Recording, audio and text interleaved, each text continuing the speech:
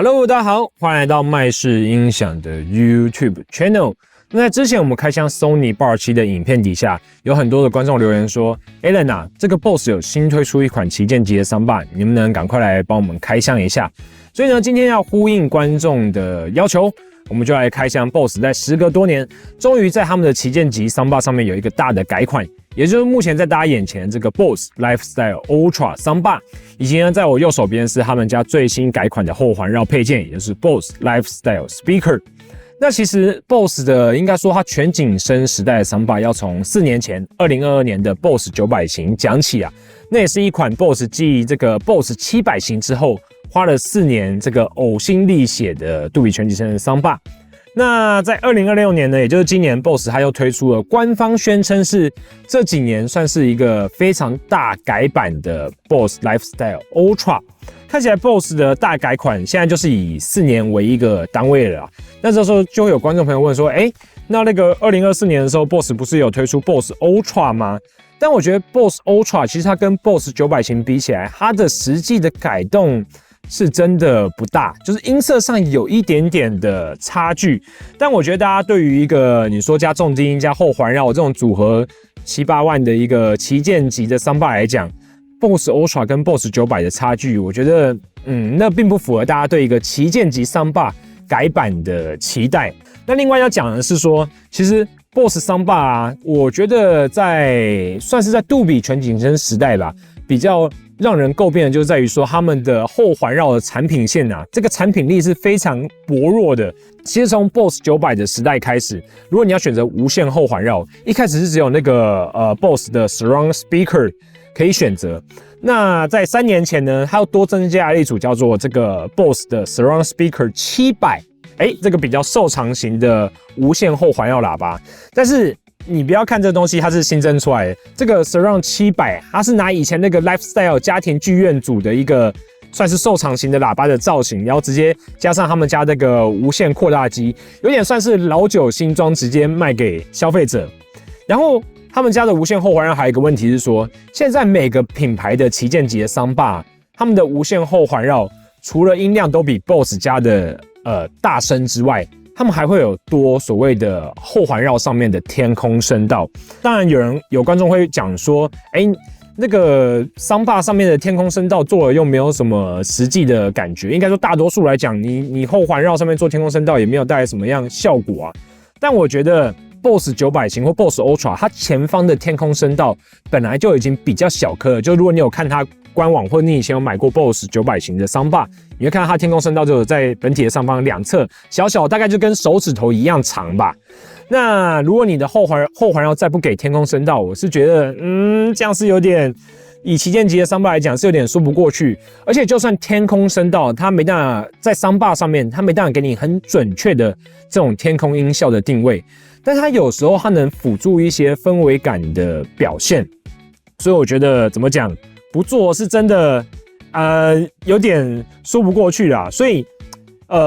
这也使得说，就是因为它后环绕比较弱，所以在整个杜比全景声的这种旗舰Soundbar林立的时代，就让 BOSS 家的规格也就是比人家看起来弱了一些。那更不用说 BOSS 他们连那个后环绕喇叭的立架或是壁挂架都比别人来的贵，就是它随便一个 Surround Speaker 的立架也要5000多块吧。那如果是那个 Surround Speaker 700型的，我记得那个就7000多块了。那看起来呢，这个原本看起来啊，这个 BOSS 的品牌定位就要在这个旗舰Soundbar的历史洪流里面消失了。但是呢，我们今天要开箱的这支 BOSS 的 Lifestyle Ultra， 以及呢全新改版的 Lifestyle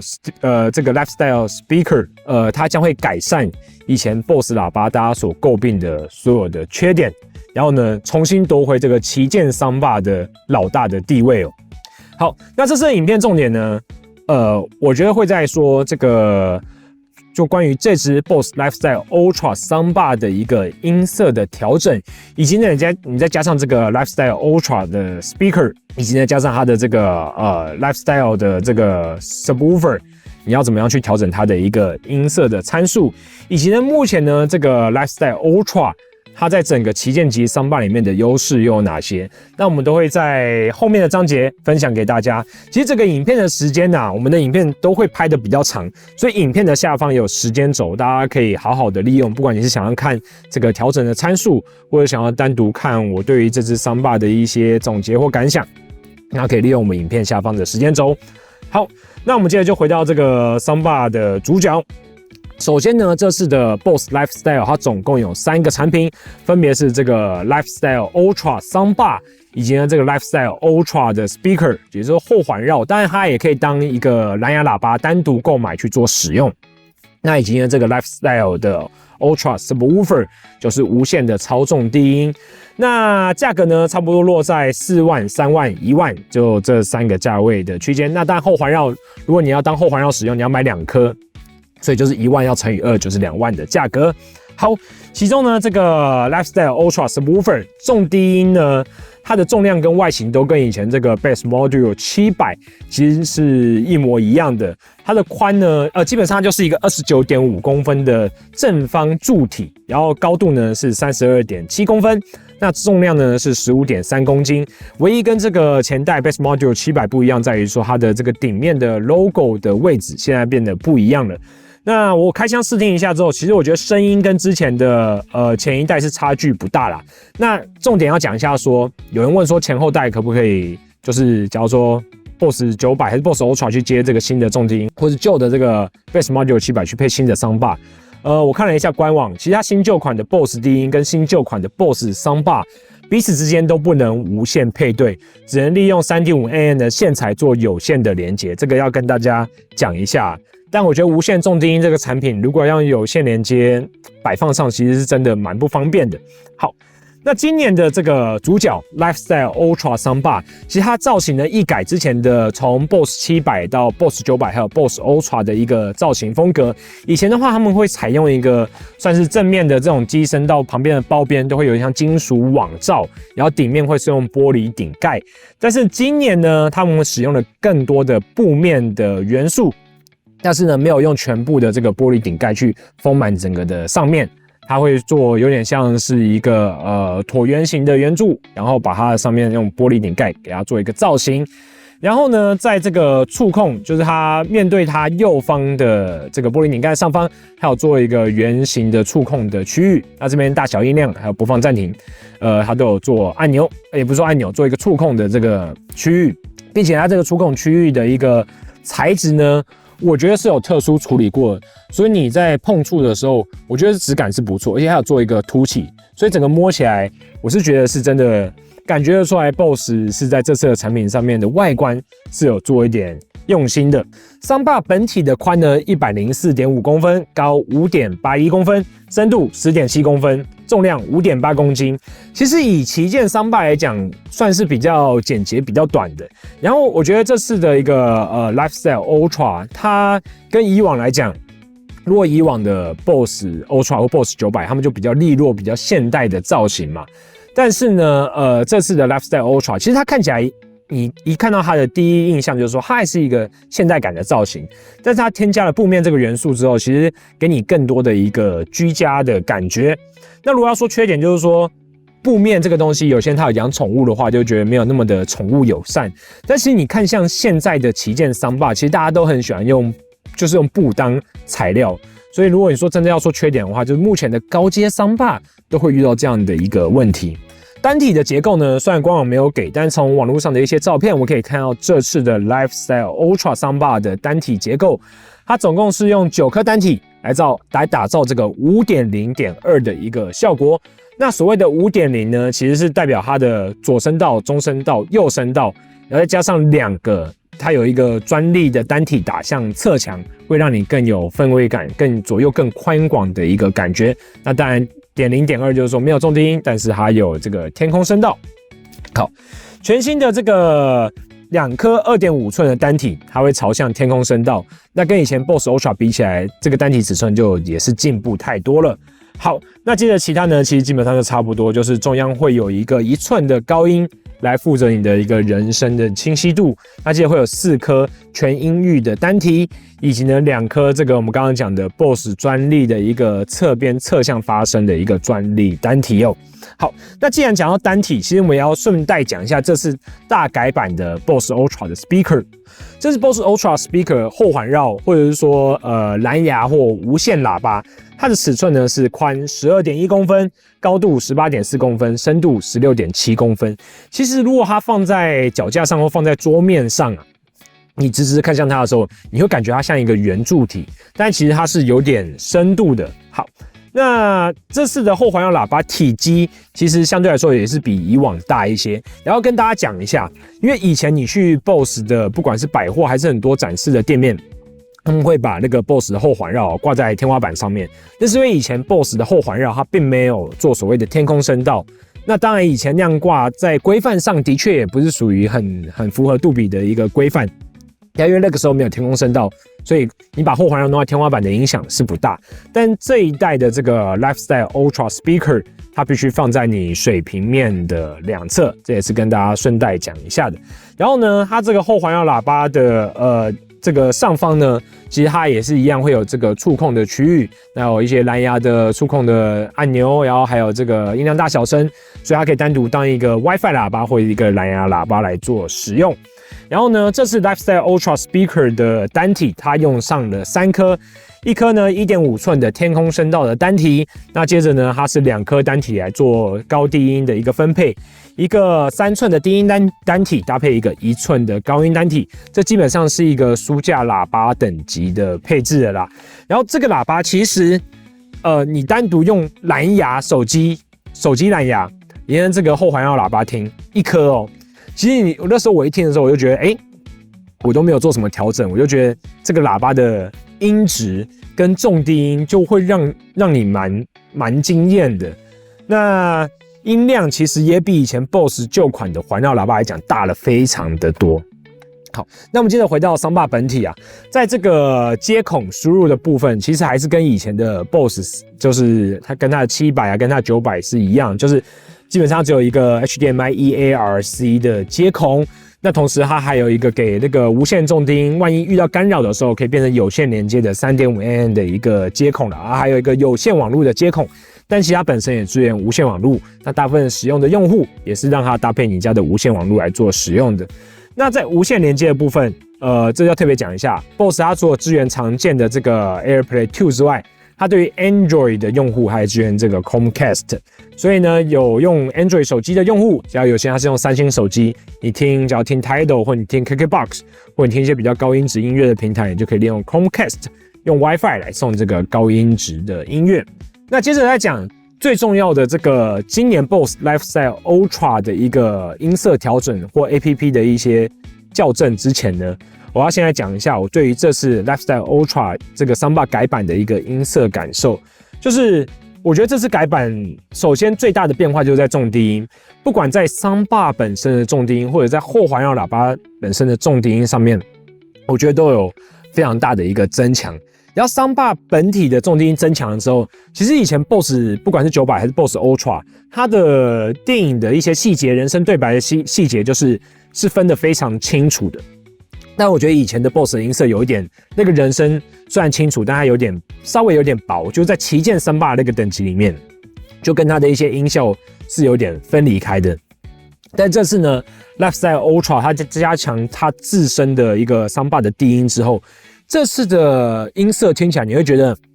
它人声跟它背景音效一样分得非常的清晰，但是呢，它这个人声会更有电影院那种讲话非常浑厚的一个感觉。然后整个电影的音效呢，也因为重低音的加强，会变得算是更有冲击力，然后会让你整个人更沉浸在这个电影的氛围里面。然后我也觉得是因为天空声道的加强，就让它整个那种天花板的音效，算是天花板音效的感受，以及左右的那种宽广的程度，也有跟着在加强的一个效果。然后呢，新的后环绕它也有天空声道嘛，然后本体的天空声道有加强，所以我觉得这一代的 Lifestyle Ultra Soundbar 它的天空声道其实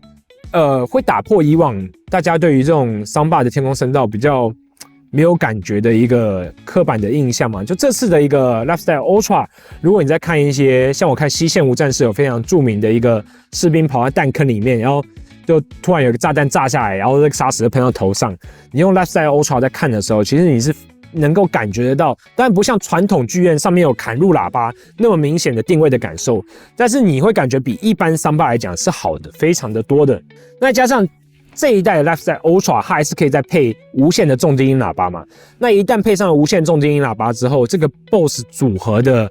重低音的能量，我几乎可以说是目前市场上最残暴的一个存在了。但这也要提醒一下，就是当你在听一些很重低音的音乐的时候，不管是电子音乐啊，还是说有一些那种重金属音乐，它的低音录得非常的重。那如果你这时候你也把你的音响，不管是任何品牌的桑巴，任何品牌的重低音开到很大声的时候，如果你这时候听到重低音或桑巴发生 colo 这种类似这种声音，其实代表你的重低音的音量需要调整少一点。因为我之前有遇过消费者，他是使用 BOSS Ultra 系列还是 BOSS 的桑巴。然后他就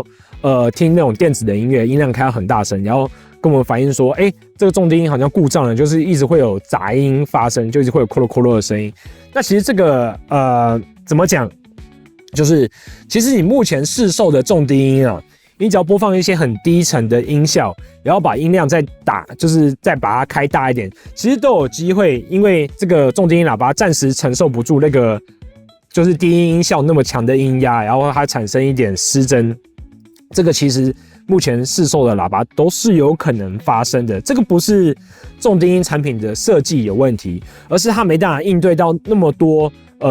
算是极端的使用的情况。所以呢，大家也记得说，如果你听到你的重低音或你的桑巴播很大声，然后播一些重低音的音乐发生杂音的时候，你要记得把你的音量或者是重低音的音量单独调小一点。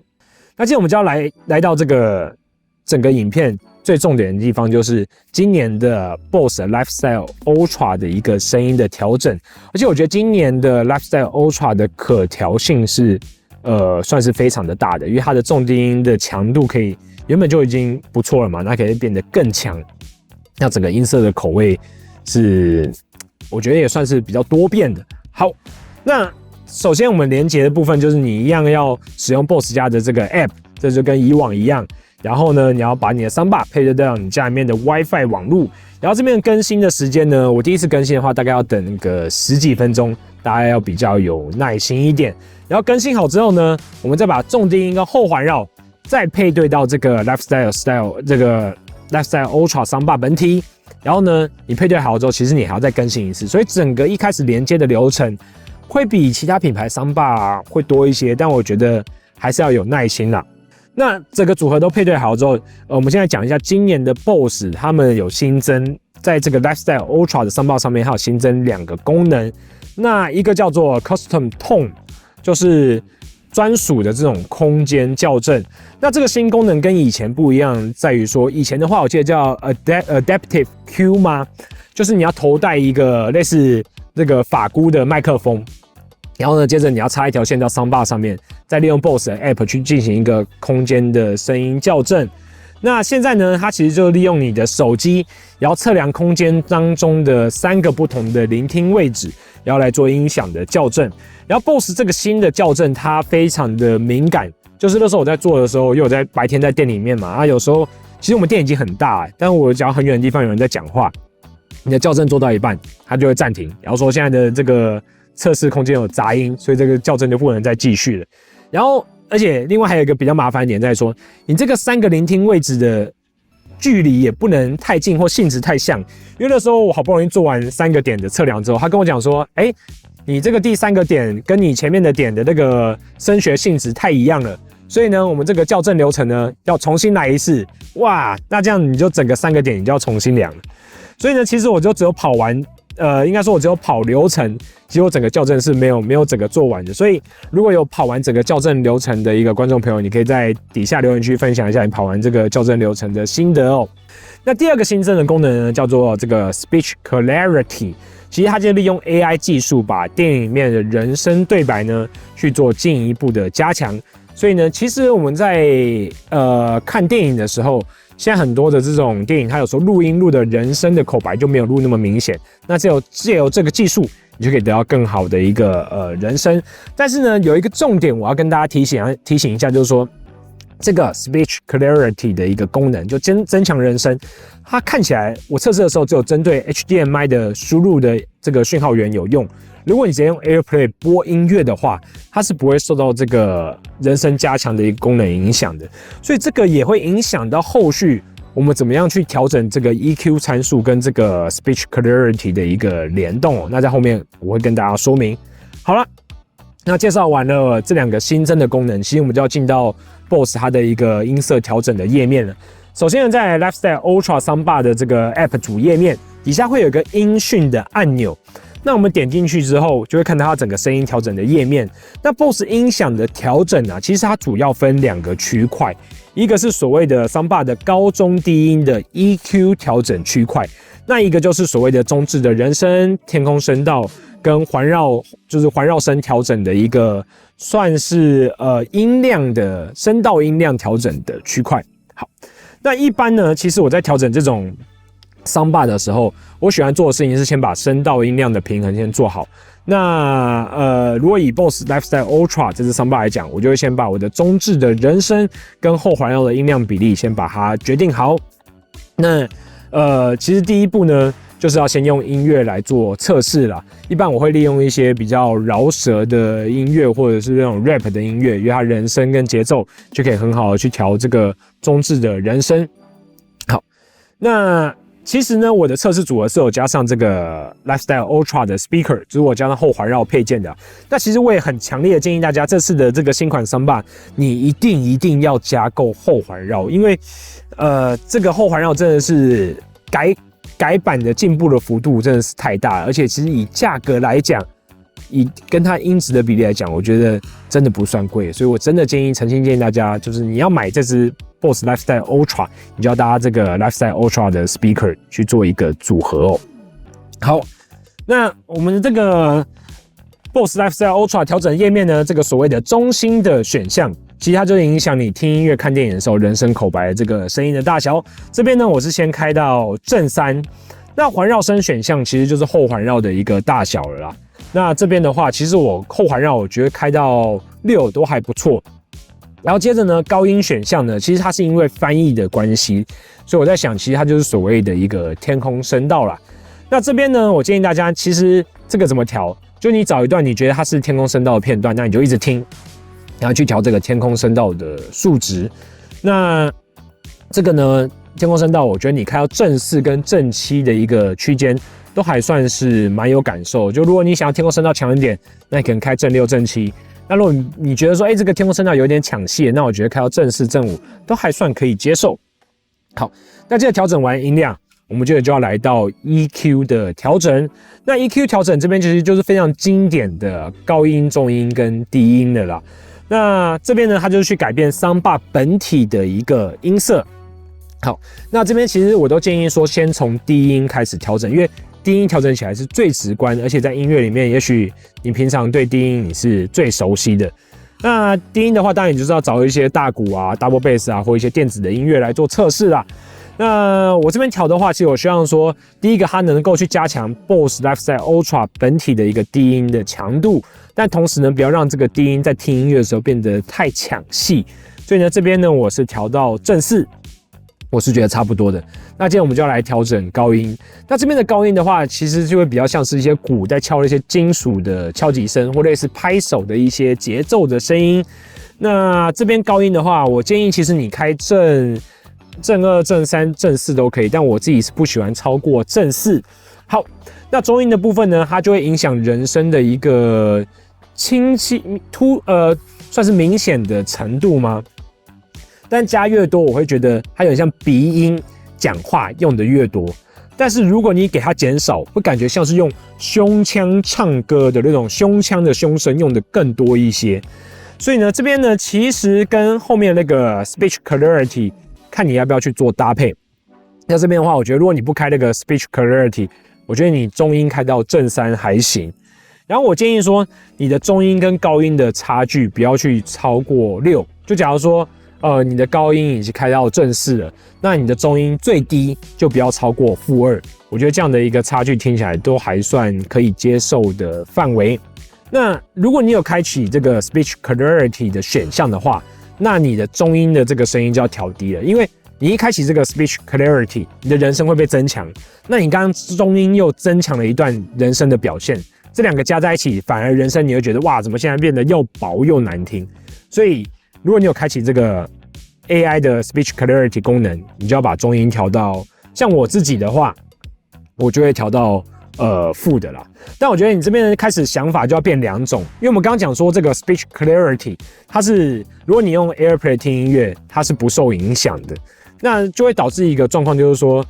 假如说你今天有开这个 Speech Clarity， 那你这个音色调完之后，你看电影，你觉得这个人声刚刚好，但你在用 AirPlay 听音乐的时候，它是不是这时候又没有 AI 加强的功能，就会让你的人声又变得没有那么的清晰？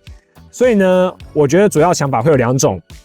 那一种呢，就是我用 AirPlay 听音乐，就直接 AirPlay 送到 Soundbar， 那我平常正常的看电影，那我就不用这个 Speech Clarity 的 AI 的功能，但是我从 EQ 的调整上面一步就把它调到位了，就是我不用管什么 AI 不 AI， 反正我就听起来现在这个音色对位，我听音乐看电影就是用这个音效。那第2种呢，就是说你每次听音乐，我们不管用 AirPlay 还是用 Chromecast， 我先把这音乐呢送到电视，就 AirPlay 到电视，接着再透过这个 HDMI EARC 把音乐的讯号送给 Soundbar， 这样子你音乐的讯号就一样会受到这个它的 AI 的 Speech Clarity 的参数的影响。那其实我自己呢，我是比较喜欢这样的用法，为什么呢？因为呢，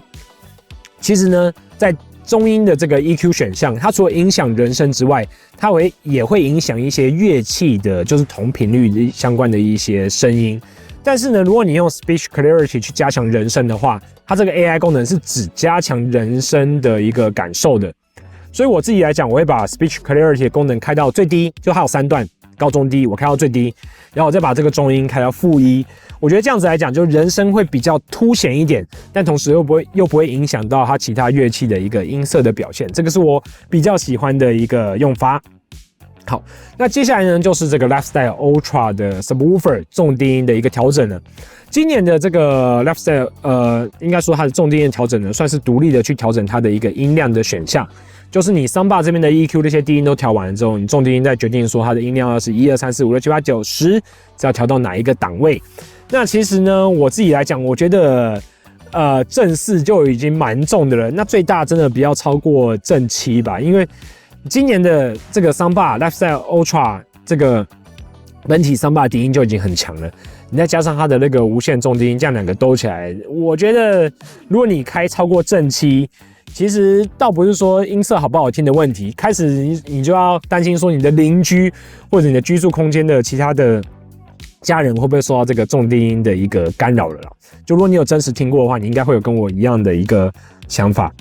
好，那其实以上呢就是这个 Lifestyle Ultra 今年的一个Soundbar组合要怎么去做音色调整的一个完整的教学。那接着呢，一样就要进入到我们的一个总结了啦。其实今年呢，我建议要买 Lifestyle Ultra Soundbar 的一个观众朋友们，其实第一个重点就在于说，你一定要去买这个Lifestyle Ultra Speaker， 就是后环绕的配件。因为其实我们刚刚讲说，它的这个后环绕今年加强的改版的幅度，我觉得比以往真的加强的非常的多，而且价格来讲，其实它跟以前那个 Surround Speaker 700价格没有差不多嘛。所以它其实是加量不加价的，而且加的这个量，我觉得加的非常的多。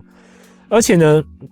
它本身今年的 Lifestyle Ultra 的本身低音就很强，所以我觉得如果你预算有限制，就是说它整个组合当然9万多块比较贵，但是如果说你今天6万多块、6万出头的预算，我觉得你买这个 Lifestyle Ultra 本体再加上后环绕，我觉得音色上面它的低音表现倒也不会让你失望。当然说同价位如果有重低音的这个Soundbar组合，其他品牌会比它重低音强一些，但是我觉得它的环绕感受跟它的低音的质感，跟它也不占空间的这种外观，精致的外观，其实也是6万多块是可以接受的。而且呢，我们之前拍那个 Sony 的 Soundbar 影片有讲说 Sony 他们的独家的一个环绕的演算法嘛。其实 BOSS 你在加了这个后环绕喇叭之后，你听一些 YouTube 的音乐，它会把这个 YouTube 普通的立体声的音乐，它也会把它变成有环绕感的环绕音效。只是说呢，它比起目前的对手，就是 Sony 的 A9N2 来说，我觉得它的算法在空间感上面的演绎是差了一些。但是呢 ，BOSS 它的后环绕跟它整体的前面来讲，它的音质呢又更好了一些，所以呢，它用音质来补的话，我觉得整体的感受基本上还是属于这种环绕就是第一梯队的等级的。好，那也的确啊，我觉得等待了所谓的这个 BOSS 900的4年，再加上这个今年的一个2026年到现在的一个8年，其实 BOSS 也没有骗人，就是 Lifestyle Ultra 的确是这几年里面，我觉得甚至在整个音响市场里面，众多的音响产品里面，它算是以改动幅度来讲，算是大的一个旗舰的音响产品。现在的 Lifestyle Ultra Soundbar 有 BOSS 加他们原本这个 BOSS Ultra 系列这个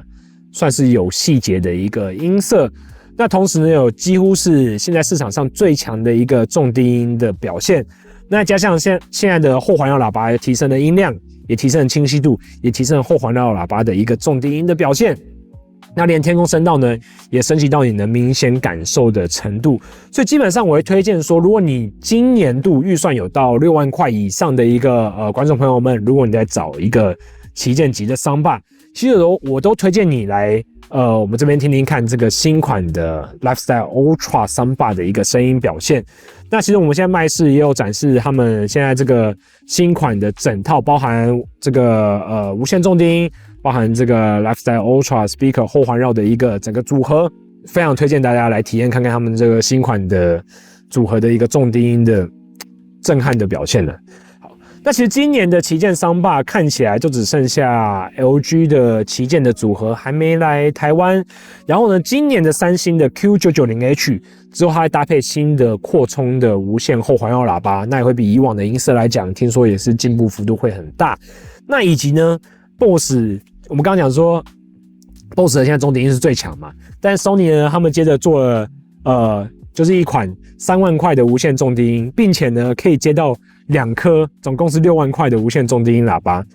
就有这样的一个配件。所以 Sony 他们新的一个环绕配件来了之后，或者说我们今年所有的新品Soundbar旗舰级都来了之后，我觉得我们一样每一个产品都会做一个开箱影片嘛。那整个都做完了之后，我们一样来做一个2026年的旗舰Soundbar的产品大 PK。那也就是跟大家讲说，有关注我们频道的朋友或还没关注的，记得一定要订阅我们，然后多多分享我们的影片。那我是 Alan， 这次影片就到这边，那我们就下次影片见咯。有想要看什么、听什么的，都可以在我们 YouTube 留言区底下留言哦。我是 Alan， 我们下次见，拜拜。